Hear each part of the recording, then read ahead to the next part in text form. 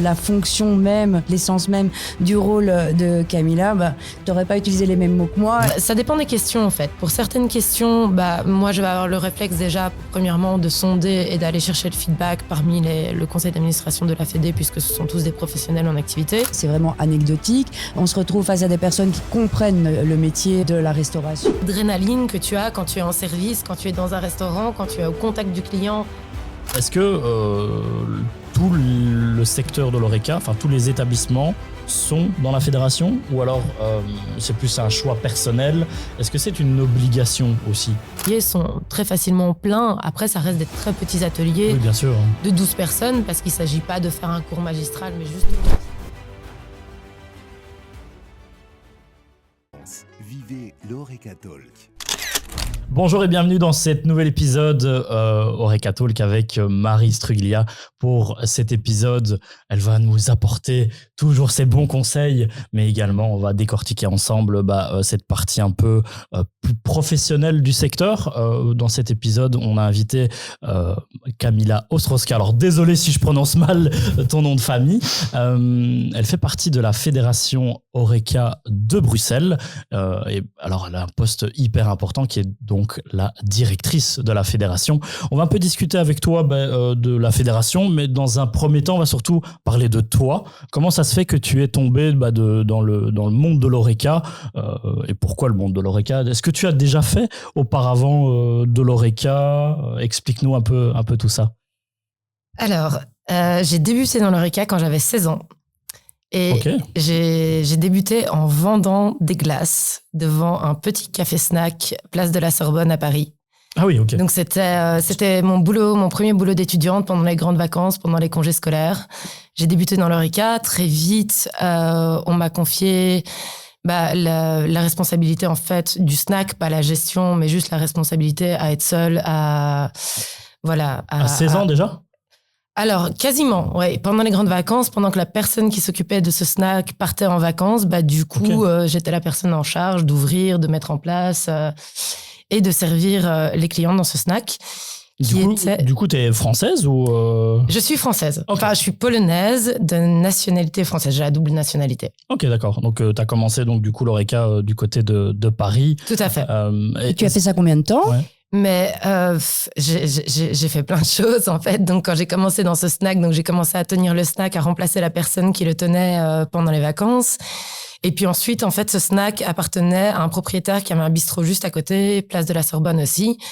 Et donc j'ai commencé à intervenir, à faire le service sur des événements avec eux, à également donner des coups de main au bistrot. Et donc c'était vraiment, en plus, l'Horeca traditionnel, parisien, à l'ancienne, avec les garçons de café habillés en pingouin. Ah oui, ok. Ah, donc chouette, c'était un peu l'école classique, je dirais. Et comment t'es arrivé, donc on revient juste un tout petit peu en arrière à cette, on va dire, vendeuse de glace. Mm-hmm.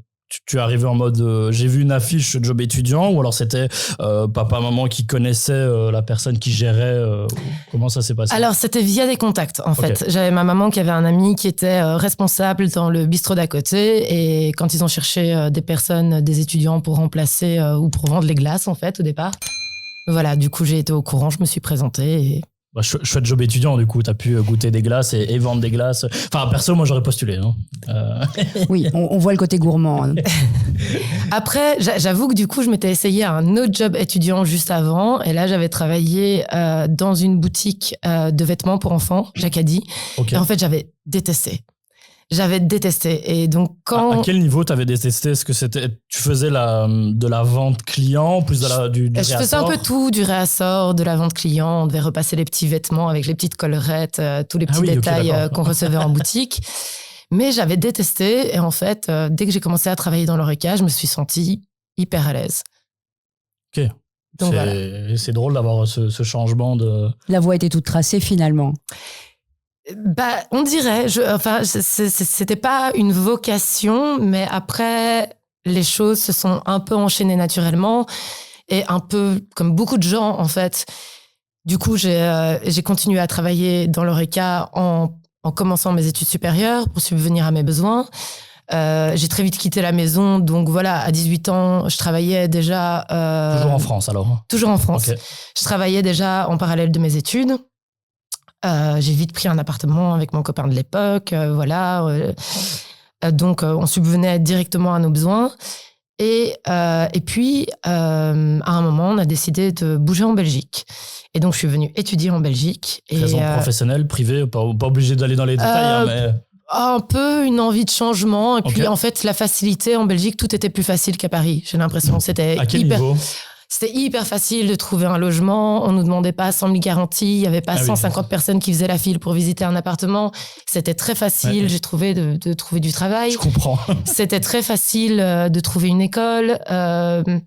Voilà, et puis ça restait pas loin de Paris, accessible en train facilement. Donc, Quand vous arrivez en Belgique, est-ce que vous... Enfin, je pense que ton copain, Mhm. je sais pas si c'est toujours la même personne, mais est-ce que tu te concentres toujours dans l'ORECA à ce moment-là? Ou alors Alors, Est-ce non, que tu as fait des études de quoi exactement? à l'époque, je faisais des études d'art appliqué. Ok, rien à voir. Rien à voir. À l'époque, j'étais dans une école d'art et quand je suis arrivée en Belgique, je me suis inscrite à Saint-Luc. En fait, non, le premier job que j'ai fait en arrivant en Belgique, j'ai travaillé dans les cinémas UGC pendant 3 mois. Ok. Donc, Et un j'étais peu comme ouvreuse et Mais non, j'étais derrière le comptoir, donc c'était Ok. encore de l'oreca. C'était de l'oreca Oui, au oui. comptoir. Ok. le popcorn, les nachos, Oui. etc. Là, l'équipe était super chouette, mais enfin une partie de l'équipe était super chouette. C'était On les des embrasse. Très, très bons amis. Mais voilà, c'était un peu déprimant et toute la journée enfermée dans un sous-sol, pas voir la lumière du jour.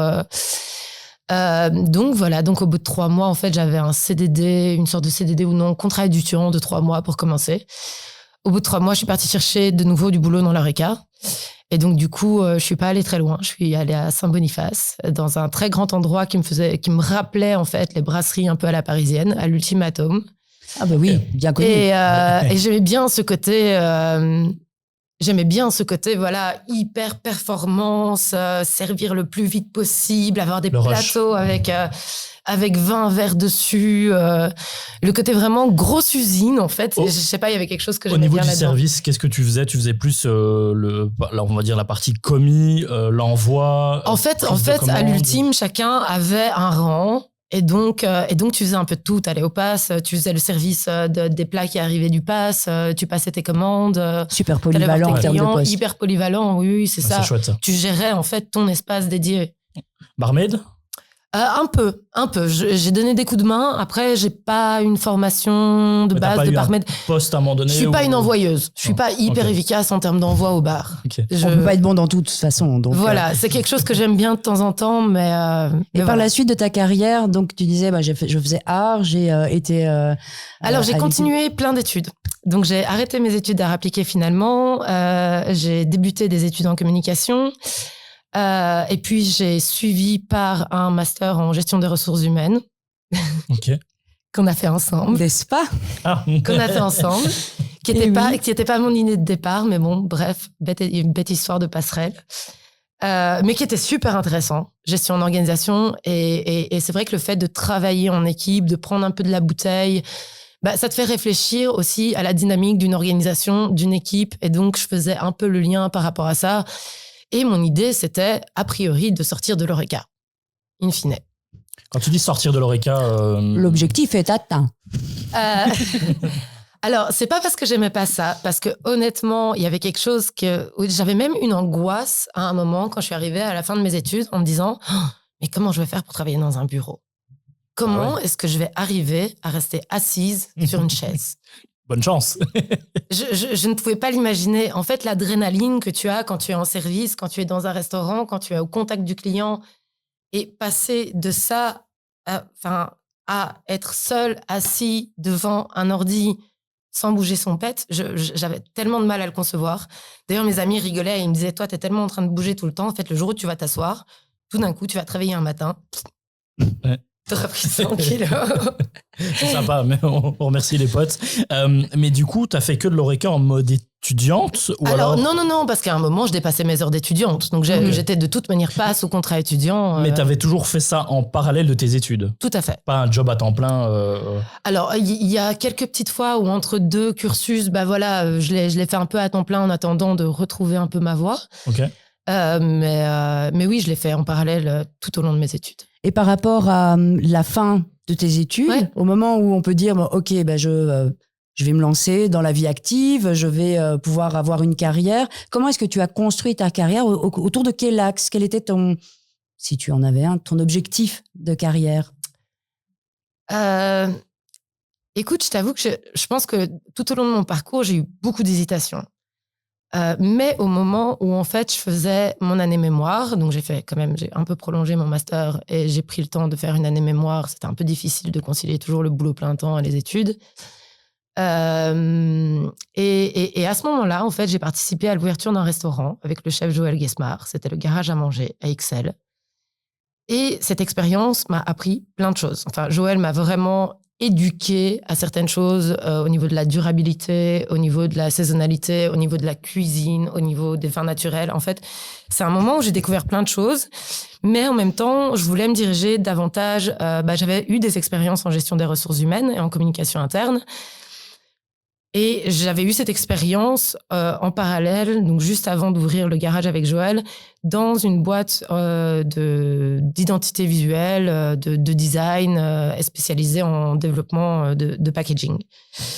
Et en fait, je me suis aperçue que tout ce qui était marketing, communication m'attirait beaucoup plus, que j'avais envie de passer du temps avec les gens qui étaient en studio, les art directors.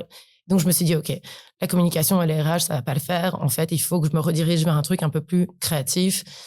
Donc voilà, je me suis dit, je vais faire du marketing, de la com. Et donc là, j'ai commencé à intégrer des petites startups, plutôt en mode petite agence de web, de développement web, spécialisée dans le référencement naturel.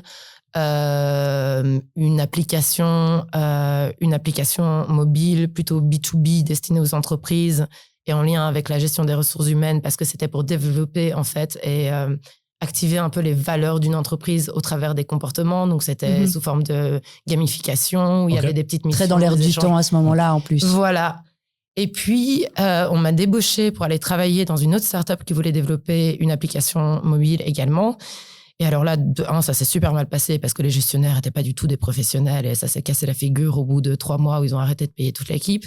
Ah oui, et de 2, en fait, je me suis rendu compte, travailler dans le web et travailler juste dans quelque chose qui n'est pas palpable, qui n'est pas une expérience, qui n'est pas charnel, qui n'est pas quelque chose qu'on vit, où on se déplace et qui reste finalement assez immatériel, ça ne me plaisait pas. Okay. Donc, j'avais ce besoin de revenir au matériel. C'est intéressant. Voilà. Et aujourd'hui, on va faire une accélération sur ton parcours. Aujourd'hui, quel poste tu occupes, même si je l'ai un peu fait la bande-annonce en tout début. Quel est le poste que tu occupes aujourd'hui dans la Fédération Horeca? Directrice, mais que veut dire ce poste-là? Alors, donc... Parce que on revient un peu en fait à l'essence même de l'Horeca, que entre guillemets de là où tu viens, mais que fais-tu? Alors, on va pas rentrer dans les petites lignes, mais vraiment en globalité, que veut dire aujourd'hui directrice de la fédération? Alors, je vais juste ajouter une étape juste avant la fédération. Vas-y. Donc, juste après toutes ces expériences, avant d'intégrer la fédération, j'ai travaillé 8 ans pour un grand groupe d'hôtellerie internationale. Ah ouais, ok. Et là, j'étais en support, dans l'équipe de support en communication et en marketing. Et donc, au niveau de la fédération, du coup, mon nouveau rôle depuis le 1er janvier de cette année, la direction de la fédération. Donc, il faut savoir qu'au niveau du bureau exécutif à la fédération, nous avons un président qui est Mathieu Léonard, un vice-président qui est David Debain, un trésorier qui est Loïc Installé, qui sont tous des professionnels du secteur qui ont des établissements Horeca également. Et moi, mon rôle, c'est vraiment déjà la gestion journalière de l'ASBL. Okay. Tout ce qui est communication, tout ce qui est gestion de l'équipe, tout ce qui est suivi des dossiers, que ce soit au niveau des dossiers qu'on défend au niveau des instances régionales ou fédérales ou communales, que ce soit tout ce qui est aide, accompagnement des membres. En fait, c'est vraiment un rôle de coordination journalière. Voilà. C'est hyper intéressant. En fait, c'est bien de mettre plus des mots sur un titre pour des gens qui nous écoutent ou nous regardent, parce que voilà, directrice ou même coordinateur, gestion de projet, parfois, c'est juste un titre, mais ça ne résume pas ce que tu viens de dire, mais c'est hyper intéressant. Peut-être que Marie, toi, tu savais déjà un peu les grandes lignes de comment... Un tout petit peu. Voilà. Mais après, ce qui est intéressant aussi, c'est de savoir comment une personne va définir sa fonction. Au-delà de ce que moi, par exemple, je comprends du titre de la fonction, j'aime bien le confronter aussi aux mots et à la vision de la personne qui porte le rôle. C'est toujours beaucoup plus intéressant. Et donc voilà, au moins toi, tu as cette vision-là et chacun sa manière de penser. Voilà, je pense que si je t'avais demandé, Sandro, à ton avis, c'est quoi la fonction même, l'essence même du rôle de Camilla, t'aurais pas utilisé les mêmes mots que moi. Entendre directement de la bonne bouche est encore plus intéressant, c'est clair. On a parlé de la fonction, après on n'a pas parlé des missions qui sont plus... Exactement, voilà. Et ça on va y venir justement dans la deuxième partie de l'émission qui va arriver très bientôt en fait. Hein. Juste encore une petite question, puis Marie, tu vas directement enchaîner sur la deuxième partie. Comment tu es arrivé du coup dans la fédération? Est-ce que c'est un job qui était ouvert ou alors on est venu te chercher par rapport à ton job juste avant on ne sait jamais que d'autres personnes seraient éventuellement intéressées à l'idée de te piquer ton taf. Non, de rejoindre peut-être la fédération sur d'autres jobs. Après, peut-être que Marie voudrait bien... Non, merci. Non, ça va. Marie n'a pas assez de choses à faire dans une journée. Non, mais écoute, je me demandais ce que j'allais faire entre 23h47 et 52. Voilà, j'ai trouvé. Voilà, un nouveau job. Alors, déjà, en fait, la fédération, je connaissais déjà la fédération de par le fait que mon compagnon était déjà administrateur à la Fédé. D'accord, ok. Lui est dans l'Oreca? Tout à fait. Ok. Tout à fait. C'est un business de famille. Donc, il était déjà administrateur à la fédération. Donc, évidemment, j'entendais parler de la fédération. Il me parlait... Jour et nuit, comme un bon entrepreneur. Voilà. Enfin, pas à ce point-là. Mais, et puis j'ai envie de dire, pendant le Covid, il y avait eu tous ces calls, tous les différents collectifs qui s'étaient mis en place. On était tous les deux à la maison, on travaillait de la maison. Donc, à un moment, j'étais aussi vraiment dans le bain par défaut. J'étais dans le bain, j'entendais ce qui se passait. J'avais un peu envie de pouvoir faire bouger les choses aussi. Mais à l'époque, voilà, j'étais dans un grand groupe où là, on peut proposer des initiatives. Après, c'est pas pour ça qu'on a le feu vert pour y aller. Et puis, j'ai jamais eu spécialement un côté militant, mais je sais pas. En tout cas, à la période du Covid et justement, quand j'étais témoin de ces calls et de ces échanges, a un peu réveillé quelque chose en moi. Ça a créé quelque chose, oui, ça a fait résonant. Et comment ça s'est passé alors, ce passage à OK, j'entends, ça m'intéresse, ça m'anime, et finalement, directrice. En fait, du coup, il y a un poste qui a été ouvert de direction. Au moment où Ludivine de Magnanville, l'ancienne présidente, a annoncé qu'elle allait partir, elle avait déjà réfléchi et ils avaient déjà proposé au conseil d'administration le fait de créer une nouvelle fonction après son départ, et en fait d'avoir... Donc c'est une fonction qui n'existait pas? Non, c'est une fonction qui n'existait pas. Donc avant, il y avait un président ou une présidente en l'occurrence, et 3 vice-présidents. D'accord, ok. Et ils ont décidé de réorganiser ça en interne et d'avoir un président, une direction, enfin une présidence, une direction et une vice-présidence. Ok. Donc voilà, 3 personnes au lieu de 4, mais qui se départageaient un peu les missions autrement. Et donc le poste a été ouvert et... En fait, j'avoue, il y a des gens qui sont venus me donner des petits coups de coude en disant « Dis, ça t'intéresserait pas ?» Non, allez, t'es sûr? Non. Bon, je vais quand même y aller. Hein. Et ils sont arrivés au bon moment où, dans ma vie et dans mon parcours professionnel, j'avais besoin de changement, j'avais besoin de donner plus de sens à mon action. Je pense que là, le fait de trouver du sens, c'était finalement tout trouver. J'ai envie de dire, dans le sens où la fédération, c'est quand même un côté, effectivement, tu as utilisé le terme militant. Il y a ce côté, et on va définir ensemble après ce que veut dire la fédération. On peut directement y aller. Hein, on y va. J'arrive. Et donc, cette idée de sens, d'être au service aussi de tout un secteur, de porter la voix d'un secteur, c'est probablement ça aussi qui t'a fait monter dans le bateau? En fait, il y a, pour moi, vraiment, ce qui m'a attirée dans cette fonction, j'ai l'impression qu'en fait, au fur et à mesure de ma carrière, je reviens de plus en plus vers l'humain. Et je crois que c'est pas pour rien qu'on a fait des études de RH aussi. C'est souvent Mais parce c'est qu'on clair. a cette sensibilité et Au cette final, fibre. c'est celle de là que, entre guillemets, tu viens aussi. Donc, je suis partie de quand je suis, entre guillemets, sortie de l'Oreca et que j'ai fait une infidélité pendant quelques années à l'Oreca. Scandale. J'étais dans l'immatériel, j'étais plus dans l'IT, dans le développement en tout cas d'app, même si c'était au niveau du contenu et pas du développement. Et puis, je suis allée dans l'hôtellerie où là, je travaillais à la promotion et à la mise en avant d'un produit, avant tout. Un produit qui était matériel, qui était une expérience en soi, qui est quelque chose de... Mais c'était un produit. Et pour moi, passer à la fédération, c'est le next step. C'est un peu, en fait, ce que tu défends, ce que tu mets en avant, ce que tu promeus, sont les gens. Oui, c'est ça, parce que derrière, en fait, c'est des entrepreneurs. Parce que derrière les entreprises, il y a des gens, il y a des travailleurs et des entrepreneurs. Et oui, il y a aussi effectivement les entrepreneurs et puis tous les employés qui font tourner, parce qu'il n'y a pas qu'une personne qui tient toute la un boutique, bar, un restaurant, voilà, c'est Il y a des gens plein partout. d'équipes. Tes clients sont, voilà, enfin, autant d'un côté et de l'autre, j'ai envie de dire.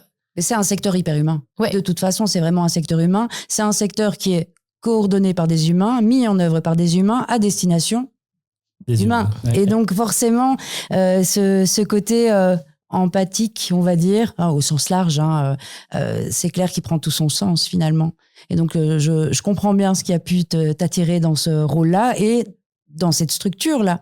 Et justement, parlons de cette structure. Est-ce que tu pourrais nous expliquer, parce que tout le monde ne connaît pas la fédération et encore moins ses missions et son rôle, est-ce que tu pourrais nous expliquer ce que c'est la fédération, en fait, finalement, au départ dans les grandes lignes, et puis on va investiguer ensemble et creuser tout ça.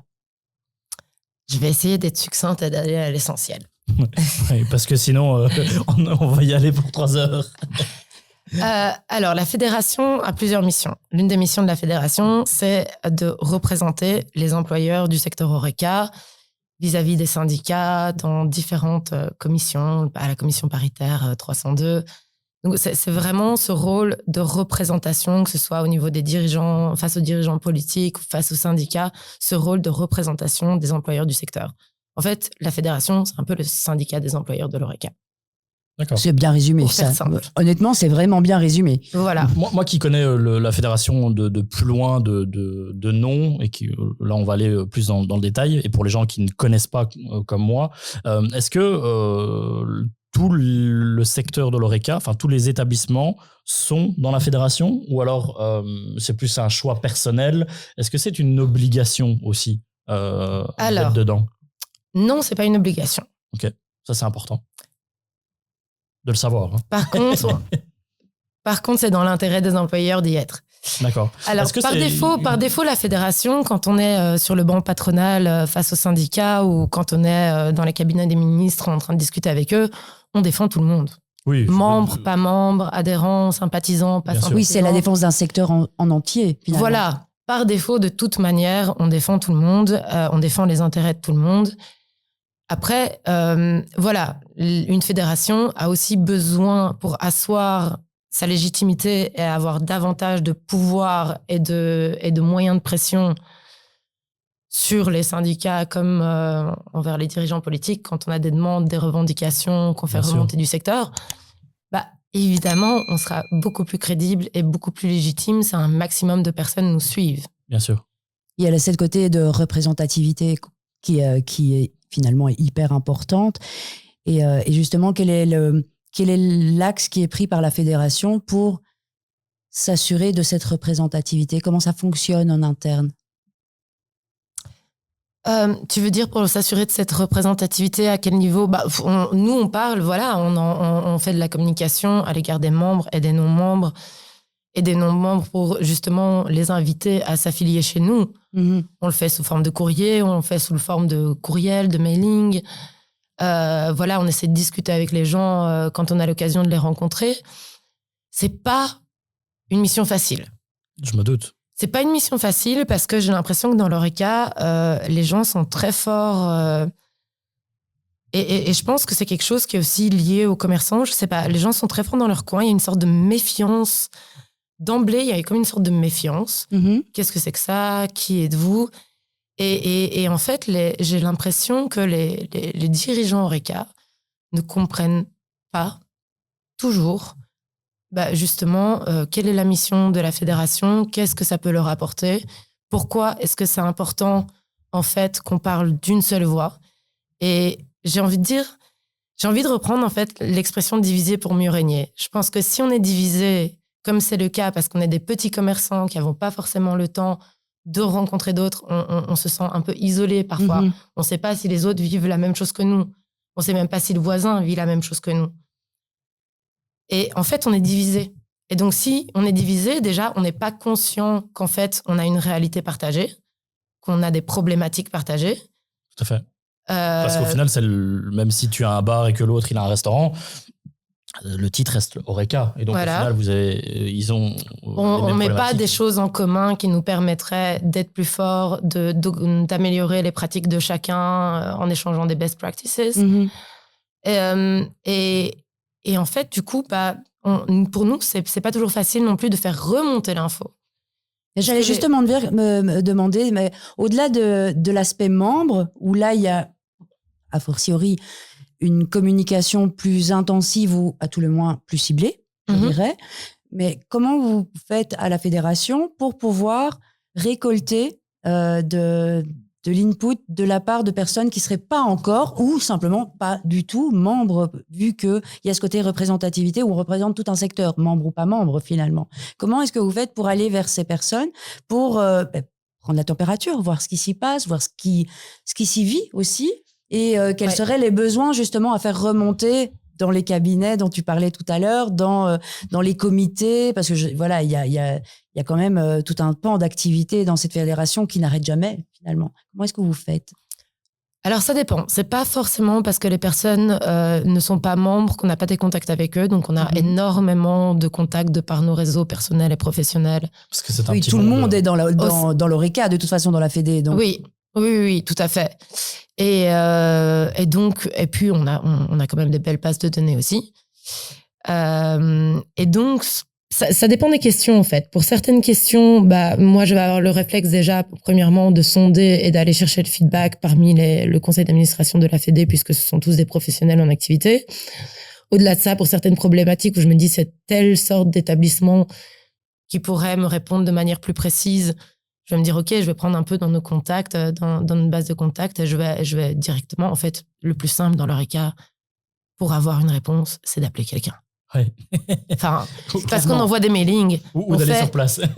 Alors, parfois, nous lançons également des sondages beaucoup plus vastes, où là, on a besoin de statistiques, on a besoin d'une base beaucoup plus représentative et beaucoup plus nombreuse de répondants. On l'a fait il n'y a pas longtemps, un sondage lié au recrutement et aux besoins de personnel. Mais voilà, après, on voit que les gens, oui, il y a un taux d'ouverture des emails. Après, est-ce que les gens y consacrent vraiment le temps, même s'il ne s'agit que d'une dizaine de minutes? C'est clair, on a moins de répondants, alors qu'on sait que dans l'Horeca, téléphone, tu appelles en dehors du service.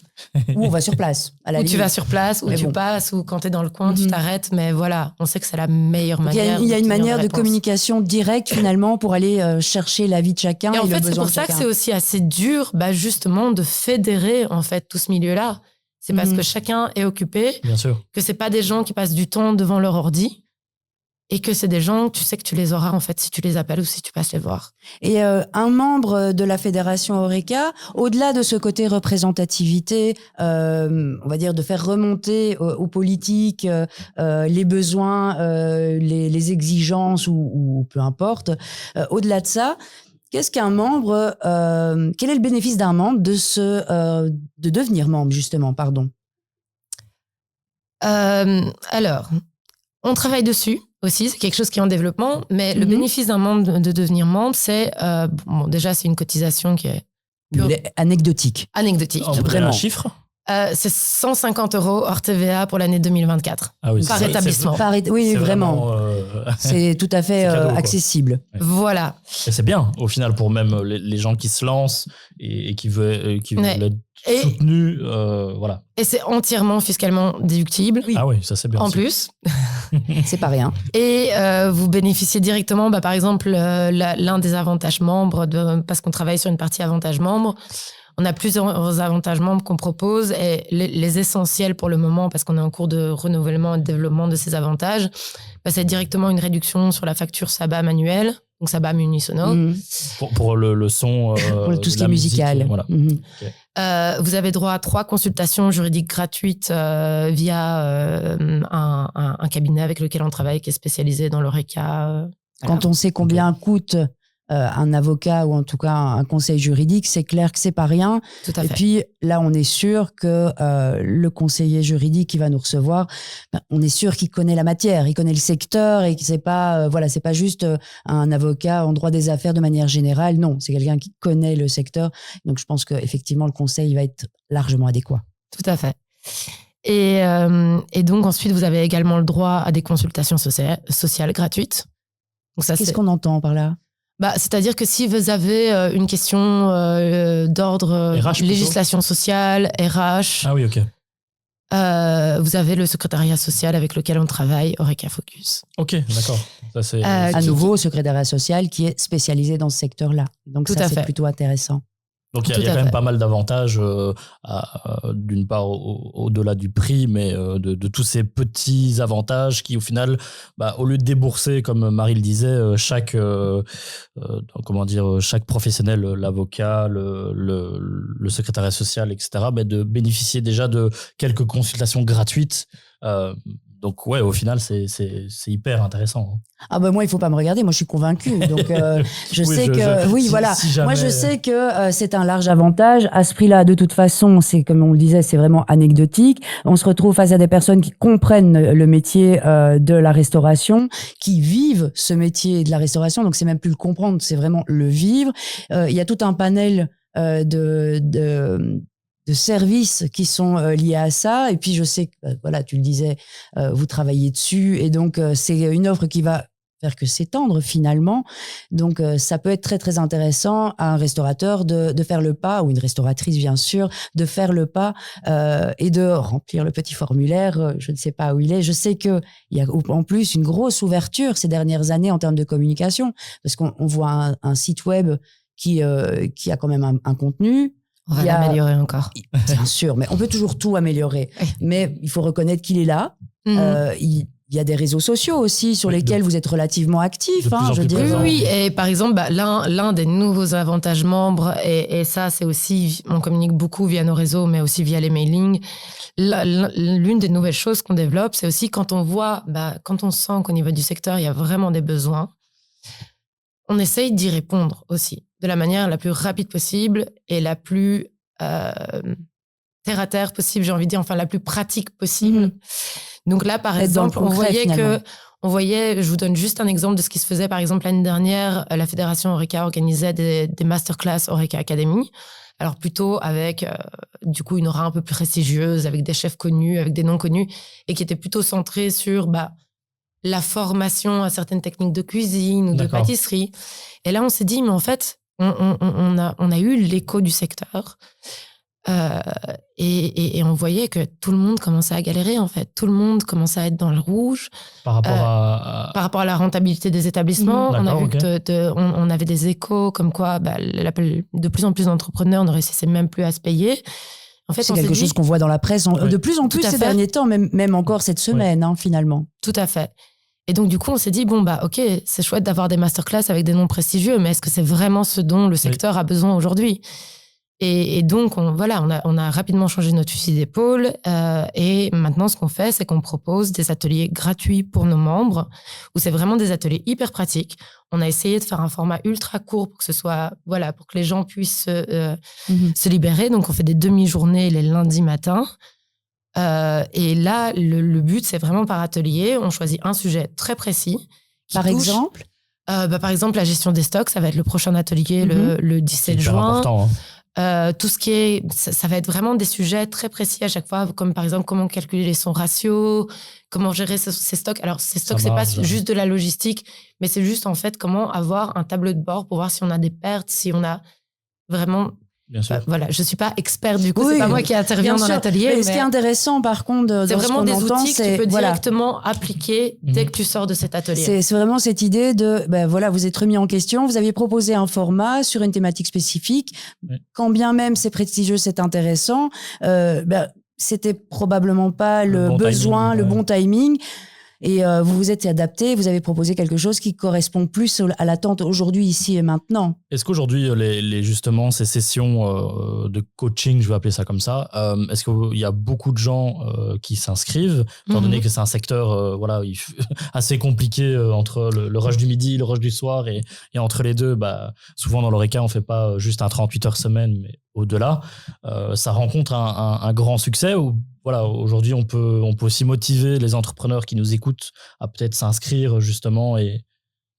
Alors, du coup, évidemment, on réfléchit à la disponibilité des gestionnaires Oreca. Et donc, quand on organise quelque chose, on essaie de le faire soit en lundi après-midi, au début de soirée, quand c'était les apéros club, par exemple, qui sont des rencontres trimestrielles du secteur. Et là, on s'est dit, lundi matin ou lundi après-midi, en fait, c'est les meilleurs moments parce que souvent, les établissements sont fermés les lundis. Et oui, nos ateliers sont très facilement pleins. Après, ça reste des très petits ateliers, oui, bien sûr, de 12 personnes, parce qu'il ne s'agit pas de faire un cours magistral, mais justement de travailler vraiment en pratique. Oui. Voilà. Mais c'est ça qui est bien aussi au final, c'est comme je disais, justement d'avoir entre guillemets un coaching en petits groupes de 10 personnes. Mais on mise sur le long terme, voilà. Et c'est vraiment génial. J'ai vu, parce qu'on parlait un peu communication, médias, réseaux sociaux, j'ai vu une campagne passer sur les médias, les réseaux sociaux. Et je voudrais que Marie, tu fasses un peu l'introduction par rapport à ça. Simplement, c'est une campagne de communication que peut-être beaucoup des personnes qui nous écoutent et qui nous regardent ont vu passer sur les réseaux, dans la presse, parce que j'ai vu que ça avait été relayé et ça, c'est assez intéressant. Et l'idée donc, c'est de pouvoir mieux comprendre la situation Oreca, de soutenir l'Oreca et j'apprécie que ça soit vachement bien relayé, justement. Et donc, si Camilla, tu pouvais nous en parler, ce serait super. Juste avant, parce que peut-être si vous nous écoutez uniquement et que vous n'êtes pas sur YouTube, oui, c'est vrai que la fiche, elle ne s'entend pas. Voilà, donc en fait, Camilla nous a apporté une fiche où je te laisse lire ce qui est écrit dessus. Et il y en a, en fait, je trouve au niveau marketing et campagne, c'est vraiment original et je te laisse lire cette affiche. Oui, tout à fait. Donc, c'est une affiche qui va à l'essentiel. Hein, donc, c'est du textuel, sans nous. Pas de cœur dans ton latte. Et donc, la campagne s'appelle « J'aime mon Oreca ». Dis-nous en plus, s'il te plaît. Alors, donc, l'idée de la campagne est née... Bon, on savait déjà, donc comme je vous disais, on a vu récemment depuis le début, enfin, depuis la fin de l'année dernière, je dirais surtout le début de cette année, mais moi, je suis arrivée à la Fédé en janvier. Et on s'est rendu compte, justement, que les gens avaient de plus en plus de difficultés, il y avait une urgence, en fait. Il y avait vraiment une urgence. Par rapport aux crises. Par rapport à l'avenir des entreprises Oreca bruxelloises. Okay. Un global. On a vu que, en fait, on s'est rendu compte en croisant un peu les discours de l'un et de l'autre. Donc, comme je vous disais tout à l'heure, le problème, c'est qu'on est très divisé, très morcelé. Okay. Chaque entrepreneur est un peu dans son coin. Et en fait, on se rend compte qu'un tel dit à un autre, je commence à galérer, vraiment ça va plus, je comprends pas, j'arrive plus à gagner ma vie, j'arrive plus à payer les salaires, je suis angoissée, j'arrive plus à dormir en fin de mois, je me demande comment je vais payer mon personnel, comment je vais me payer moi-même. Et donc, voilà, je pense que plusieurs personnes ont commencé à parler entre elles et à prendre conscience qu'en fait, en parlant entre eux, tout le monde avait le même problème. C'est tout un secteur. De plus en plus de monde. Et donc, du coup, nous, étant en relation avec les professionnels de l'Oreca bruxellois, évidemment, on a commencé à en parler avec eux. Et il y a un petit groupe, surtout dans le quartier Saint-Gilles, je pense, de commerçants qui se connaissent assez bien et qui communiquent pas mal entre eux. On a proposé, en fait, de se réunir. On a proposé à d'autres gens dans nos contacts mutuels et surtout les commerçants ont proposé à d'autres gens dans leurs contacts de l'Oreca de venir se réunir. Et ensemble... Donc, moi, je faisais partie du groupe également. Ensemble, on a eu une session. En fait, on a fait une sorte de brainstorming sur, OK, qu'est-ce qu'on fait? Comment est-ce qu'on peut agir? Comment est-ce qu'on peut réagir? Comment est-ce qu'on peut, donc, nous, autant que Fédération Oreca, moi et Mathieu, on était plus là pour leur expliquer, écoutez, voilà déjà les revendications que nous, on défend au niveau régional, au niveau fédéral également, parce qu'il y a des choses qui sont fédérales qui vont influer sur notre business. Oui, ça, c'est la politique belge. Hein, donc, Tout à fait. Et donc, voilà ce que nous faisons. Et donc, ce qu'on vous propose déjà, c'est de dire, OK, nous, on se charge de ça. Donc, finalement, quelle est l'autre audience qu'on pourrait sensibiliser à la problématique? Et donc, on a réfléchi, tout le monde a posé un peu ses idées, on les a mis ensemble. Et puis, on a brainstormé, on a été rencontrer une agence qui a proposé de travailler Prodeo pour créer une campagne pour l'Oreca de soutien à l'Oreca bruxellois, à l'agence. qui est l'agence Bonjour. Bonjour, du coup. Bonjour. Et du coup, c'est une campagne ou c'est une pétition? Alors, ça a commencé par une lettre ouverte. En fait, du coup, ce D'accord. petit groupe de restaurateurs XLOA à Saint-Gillois a commencé comme ça, hyper spontanément, à lancer une pétition. Et en fait, on a voulu intégrer cette pétition dans une campagne. Parce que la pétition a pris, mais bon, c'était très bouche à oreille, chacun avec son réseau. Puis on a vite vu que ça retombait un peu. Et il fallait soutenir cette initiative de pétition. Et on voulait aller au-delà. On s'est dit, OK, donc de un, on a un problème, en fait. On sait que la solution pour que nos entreprises survivent, ce serait d'augmenter nos prix. On l'a déjà un tout petit peu fait. Chacun s'est un tout petit peu ajusté aux augmentations de prix énormes et à l'indexation salariale énorme qu'on a eu ces 2 dernières années. Ouais. Mais on n'ose pas le faire. Et en fait, pourquoi aujourd'hui les entrepreneurs et les entreprises n'arrivent plus à s'en sortir? C'est parce qu'on n'ose pas aller au-delà. Parce qu'on sait que malgré le fait que les salaires aient été indexés, le pouvoir d'achat, tout le monde en parle. Je veux dire, c'est le centre de la campagne. C'est clair. Et on voit la différence. Enfin, je veux dire, même nous, individuellement, en tant que consommateurs d'Oreca, on voit la différence. Enfin, on se fait plus plaisir sans réfléchir comme avant. Et donc, on s'est dit, OK, donc on sait que la solution, c'est augmenter les prix, mais on ne veut pas le faire. Mais en fait, le public ne se rend pas compte. Et donc, on s'est dit, bon, OK, d'un côté, on aura les revendications politiques, mais de l'autre côté, on aimerait un peu, au-delà de ça, que le grand public comprenne un peu la situation. On aimerait en tout cas adresser un message, pas un message de plainte, un message plutôt positif en disant, rappelez-vous, en fait, la période du Covid, c'est un peu s'imaginer qu'on revienne à cette période-là. Qu'est-ce qui vous a manqué? Parce que à quel point l'Oreca a manqué le fait de sortir, le fait de se rencontrer, le fait d'aller boire des verres, le fait d'aller danser, le fait d'aller s'arrêter au café, de tenir rendez-vous avec des amis, on tête à tête au resto. Et donc, qu'est-ce qui vous manquerait? Remettez-vous juste dans cet esprit-là. Parce que nous, il y a une partie de l'Oreca qui risque vraiment de disparaître. C'est déjà en train de se passer finalement. Ouais. Il y a beaucoup de fermetures. Voilà, on voit des fermetures, on voit des faillites, on voit des entreprises en grande difficulté et il se passe pas une semaine. Oui, voilà, il se passe pas une semaine sans qu'on apprenne ça et là la fermeture d'un établissement historique ou de quelqu'un que l'on pensait parfois hyper bien installé où on ne s'imaginait pas forcément que ça allait si mal. C'est quelque chose qui, il y a des noms parfois qui résonnent, on se dit mais non, pas eux. Mais moi, en tant que consultante, je l'entends, je le vois, ça me peine, ça m'attriste. Et en fait, il faut faire quelque chose. Si on se positionne comme client, c'est aussi de notre responsabilité que de soutenir le secteur. Surtout que, en fait, dans l'Oreca, quand tu montes un projet entrepreneurial, que ce soit restaurant, bar ou autre, c'est un projet généralement de presque toute une vie. Et donc, c'est un projet passion. À un moment donné... C'est le danger d'ailleurs. Attention au mot passion. Il revient tout le temps. Je trouve qu'il est fort, fort, fort galvaudé dans notre secteur. Complètement. On en a d'ailleurs parlé lors d'une précédente émission. Justement, ça tournait avec Caroline Caz de chez Musette, où la passion, en fait, est dangereuse et parfois pas utilement placée. Mais moi, ce que j'aime pas dans le fait d'associer tout le temps le mot passion à l'Oreca, c'est que j'ai l'impression que la passion devient une espèce de contrebalance quand on parle de la pénibilité du travail. Oui, tout à fait. Comme par hasard, tout se passerait mieux parce qu'en fait, ça vient de la passion. Christ, en fait. Oui, voilà. Donc, c'est par passion, tu peux te sacrifier. Non. Tout à fait. Non, c'est un métier. J'en ai marre qu'on communique sur l'Oreca en disant que c'est un métier de sacrifice, que c'est un métier où on sacrifie tout. C'est pas vrai. Ça ne devrait pas, en tout cas. C'est pas vrai. C'est un métier qui te donne plein de choses et la pénibilité dans n'importe quel métier, honnêtement, je veux dire, de devenir dingue tout seul face à un ordinateur toute la journée, un écran au bout du nez. Voilà, c'est juste différent. C'est important de le poser, effectivement. Du coup, comment on soutient la campagne Explique-nous. Comment on soutient la campagne? Alors, de toute façon, on va le mettre en bas de l'épisode sur YouTube et sur toutes les plateformes audio. Et on compte sur vous, allez signer la pétition. Voilà, et sur aussi nos réseaux sociaux. Mais voilà, dis-nous aussi par rapport à la fédération. Pour les acteurs de l'Oreca, en fait, pour ceux qui ont des établissements, ce qu'il faut faire, c'est que du coup, sur le site de la fédération, donc fédérationoreca.be, On mettra les liens, vous inquiétez pas. Voilà. Vous avez en fait toute une page. J'aime mon Oreca. D'ailleurs, n'importe quelle page sur laquelle vous arrivez, vous avez une espèce de banderole qui clignote avec des cœurs de toutes les couleurs. J'aime mon Oreca.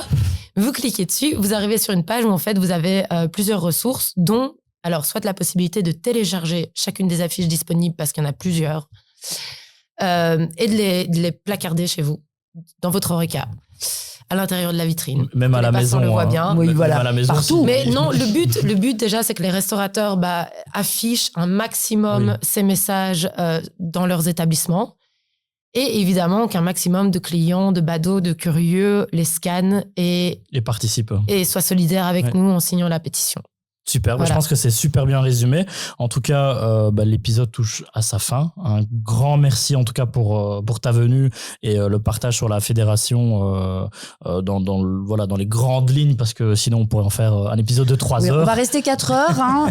Restez connectés s'il vous plaît. Mais en tout cas, un grand merci d'avoir éclairé. Et puis, j'ai encore 2 mots. Si vous êtes entrepreneur dans l'Oreca, rejoignez la fédération parce qu'au final, c'est un soutien au secteur. Et le deuxième mot, justement, c'était ce que tu venais de dire par rapport à la pétition.